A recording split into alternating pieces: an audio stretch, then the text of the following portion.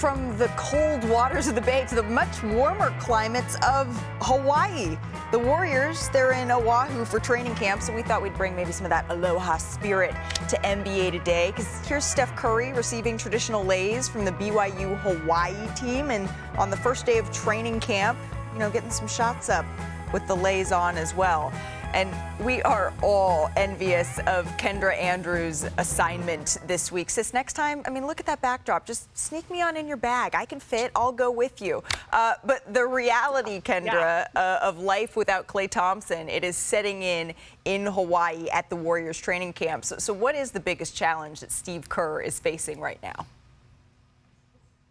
Yeah, Malika, that is just figuring out who his starting lineup is going to be. Yesterday, Steve Kerr said, look, the only two guys who know they have starting jobs are Stephen Curry and Draymond Green. Other than that, he is looking at all possible combinations to figure out not only who his best starting group would be, but also the best second unit. There are a lot of little battles to watch at the 5, at the 3, but the most interesting one, Malika, is at that starting two-guard position, the one that, of course, we all know used to belong to Klay Thompson.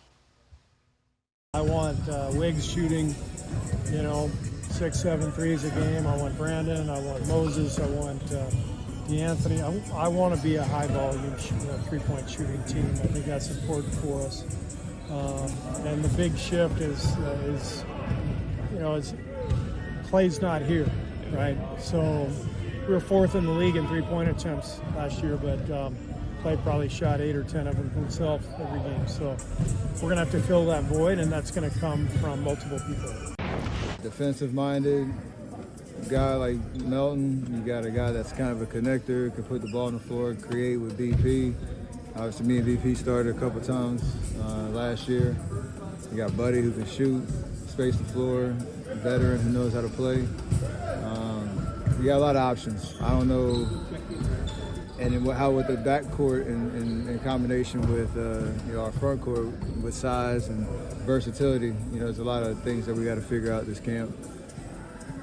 To summarize it, I like where we're at with our options though, because I know with this roster we're going to have a lot of different takes on it as we go through the season, and I'm confident that we can adjust depending on who gets that role.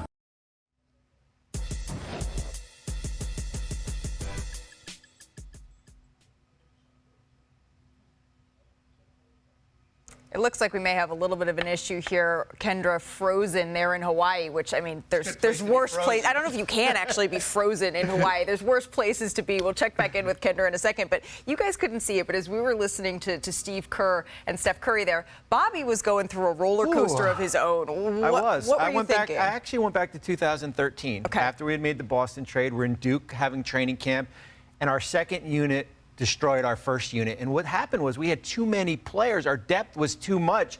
And I think when you look at this Golden State team, is there too much depth to this roster? And let me explain it real quick. That sounds like, is there too much cake for dessert? And I love roster versatility and I love depth. When you look at this Golden State roster, you could say that 12 out of the 14 players on this team can actually start for Steve Kerr. And does he have too many options to pick from here? The good thing is he just went through this with Team USA in the Olympics as far as from an option standpoint here. So that's my biggest concern for Golden State, is managing expectations of some of the players on this bench who maybe think they should be starting but are going to be in a reserve role here. Perk, what are your thoughts on this? I heard Kendra say the only two starters, right, the only two players that Steve Kerr named were Draymond Green and Steph Curry when it comes to the starting lineup. What about Jonathan Kuminga, right? Because outside of Steph Curry, if I was the head coach of the Golden State Warriors, I'm definitely coming in thinking about Jonathan Kuminga. I think he's going to be, or needs to be, the second option on this team. The jump that he took last season, going to averaging, around 16 points per game, right? Playing at an elite level, went on the streak, of, having 20, was averaging 20 for a while every single night. He basically changed their offense and made Steve Kerr, do things differently, right? And you start seeing him more in isolations and post-ups and being able to handle the ball. If I'm Steve Kerr, I gotta make sure I put a major focal point on Jonathan Kuminga, right? And on top of that, he hasn't signed a contract extension, so he's going to come into training camp into this season wanting to make a statement, as he should.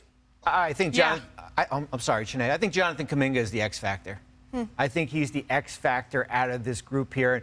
The unknown right now is the leap he'll take from his third year to his fourth year in the league. And I think certainly the rookie extension is something to monitor as we get closer to October 21st if there's not a extension in place. But what happens if Kuminga's coming off the bench? Here comes that versatility, and they have to go big, and Draymond's at the 4, and maybe Kevon Looney or Trace Jackson-Davis is at the 5. What's the mentality of Jonathan Kuminga, certainly from a starting standpoint? Go ahead, Shanae.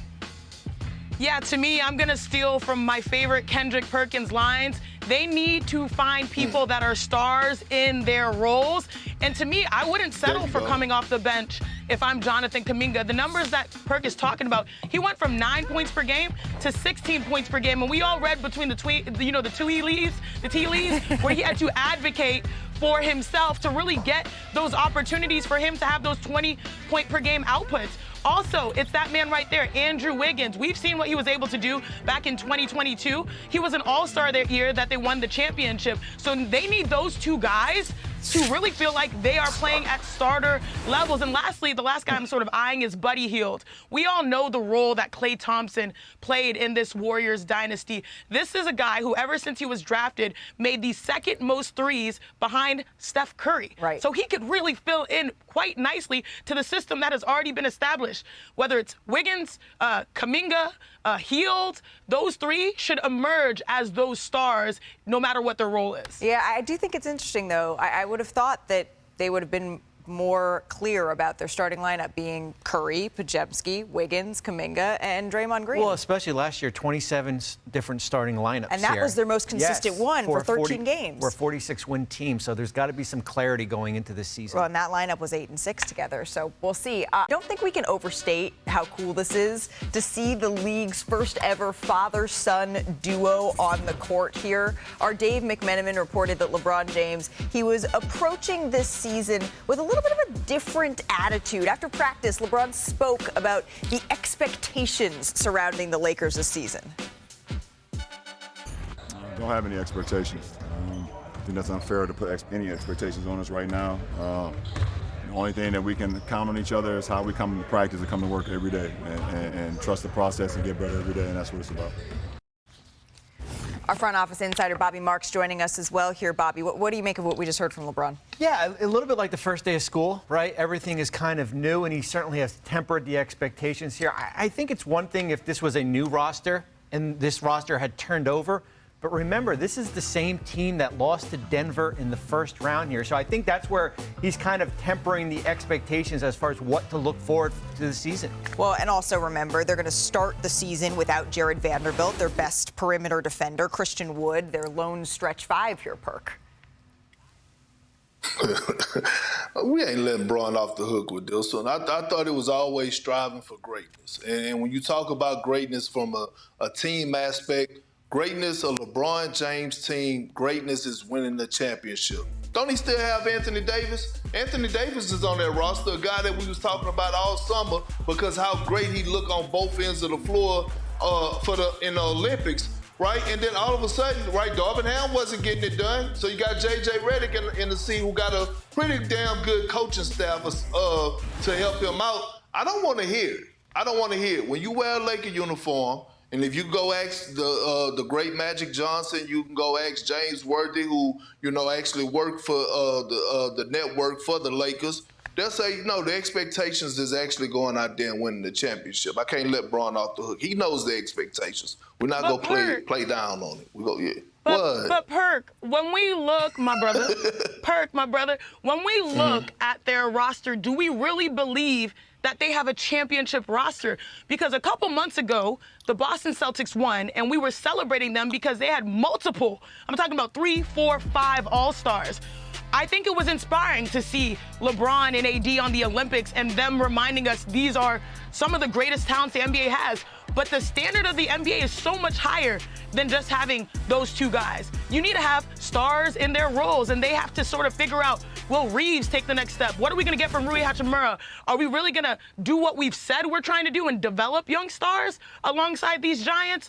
Like, the reality of their roster doesn't match up with the expectations of the Lakers past. I think they have a championship roster, but three things have to break. Jared Vanderbilt has to be healthy. We get the Gabe Vincent we saw in Miami, and Max Christie takes a huge step in development. Then we can talk about them with some of these upper echelon teams. Well, and those aren't three inconsequential things, Bobby, particularly when you're looking at a Western Conference that has just gotten more difficult. That's the fact of the matter. The Lakers, they tip off their preseason on Friday against the new-look Timberwolves.